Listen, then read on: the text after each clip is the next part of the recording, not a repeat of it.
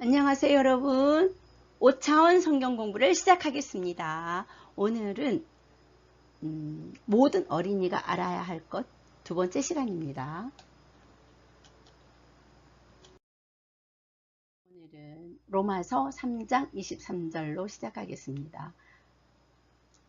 이에 되어진 곳에 사선을 치고 중요한 낱말에 밑줄을 긋고 같이 읽어보겠습니다. 모든 사람이 죄를 범하였음에 하나님의 영광에 이르지 못하더니. 모든 사람이라는 것은 갓난아이부터 할머니, 할아버지까지입니다. 죄를 범하였다고 했어요. 죄를 짓기 원하는 마음을 가지고 태어났대요.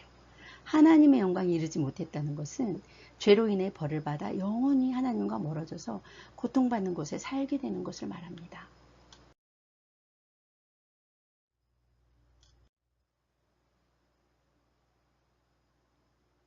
죄는 무엇일까요?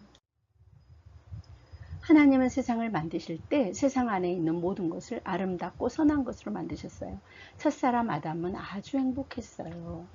하지만 오늘날에는 아름답지 않고 선하지 않은 것들이 많이 있어요. 사람들은 종종 불행하다고 느껴요. 죄가 들어와서 하나님의 아름다운 세상을 망쳤어요. 우리는 오늘 죄가 무엇인지를 생각해 볼 거예요. 하나님의 명령에 불순종하는 거예요. 세상과 그곳에 거하는 사람을 만드신 하나님은 성경을 통해 사람에게 바르게 살아가는 법을 말씀하셨어요. 하나님은 사람들에게 십계명을 주셨어요. 나 외에는 다른 신들을 내게 두지 말라. 하나님 대신 다른 사람과 다른 거를 하나님 자리에 두지 말라는 거예요. 내 부모를 공경하라. 부모님께 불순종하지 말라는 거예요. 도둑질을 하지 말라. 내 이웃에 대하여 거짓 증거하지 말라. 거짓말하지 말라는 거예요. 우리가 십계명 중 한 가지만 어겨도 십계명 모두를 어기는 죄를 짓는 거라고 말씀하고 계세요. 우리는 하나님께 불순종했고 죄를 지었어요. 예수님은 이 계명들이 특별히 가르치고 있는 것에 대해서 몇 가지 말씀하셨는데요. 내 마음을 다하고 목숨을 다하고 뜻을 다하고 힘을 다하여 주 너의 하나님을 사랑하라고 하셨어요. 내 이웃을 내 자신과 같이 사랑하라. 이렇게 말씀하셨어요. 우리는 이렇게 항상 하나님과 이웃을 사랑할 수 있나요? 그러지 못하고 있죠. 죄라는 것은 하나님이 원하시는 만큼 우리가 선하지 못하는 못하기 때문에 생기는 거예요.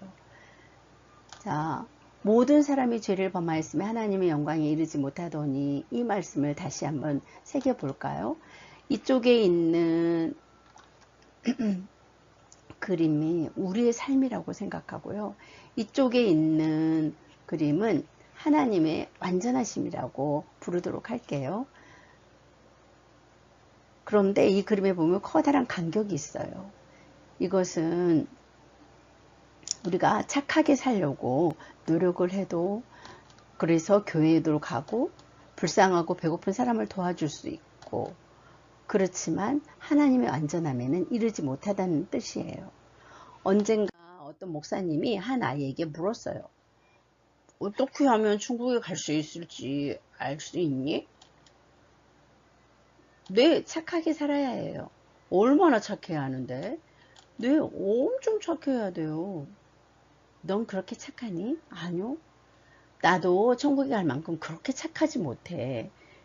이렇게 이런 말을 듣고 이 친구는 눈을 크게 떴어요. 아주 놀랐던 거예요. 목사님도 천국에 갈 만큼 착하지 못하면 누가 천국에 갈 수 있지?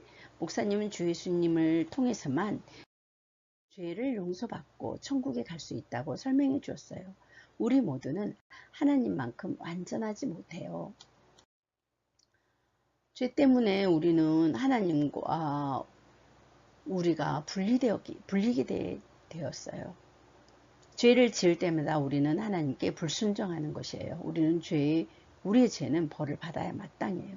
죄로 인해 우리 모두는 죄인이에요.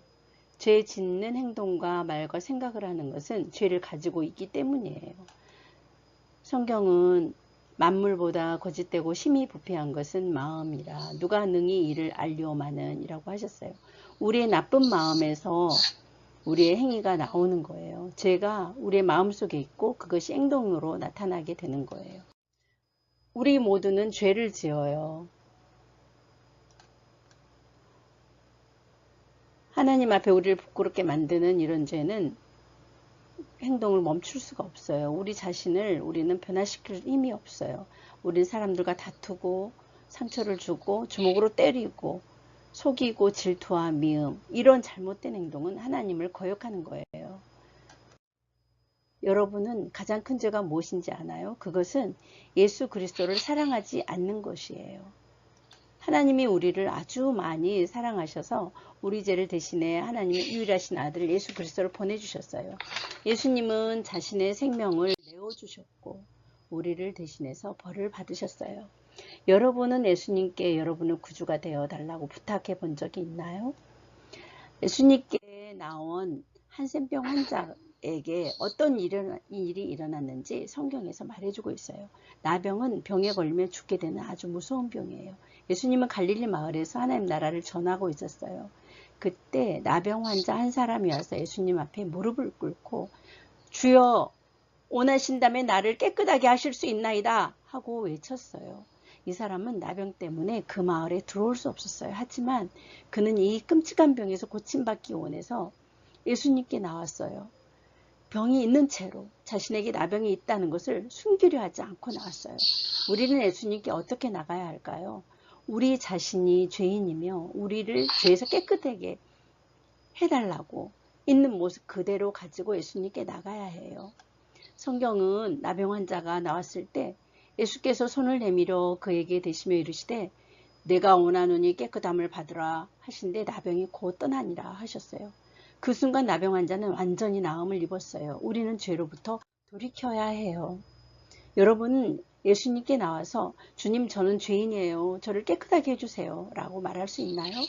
그럴 때 예수님께서는 내게 오는 자는 내가 결코 내쫓지 아니하리라고 하셨어요. 여러분이 죄에서 돌이켜 예수님께 나오면 예수님은 내어쫓지 않을 거예요. 이 시간 죄에서 자유로워지는 것은 나병에서 고침받는 것보다 더 놀라운 일이에요. 여러분을 죄에서 구원해달라고 예수님께 부탁할 수 있나요? 지금 이 시간은 그럴 시간이 되었으면 참 좋겠습니다. 지금까지 잘 듣고 경청해 주셔서 감사합니다.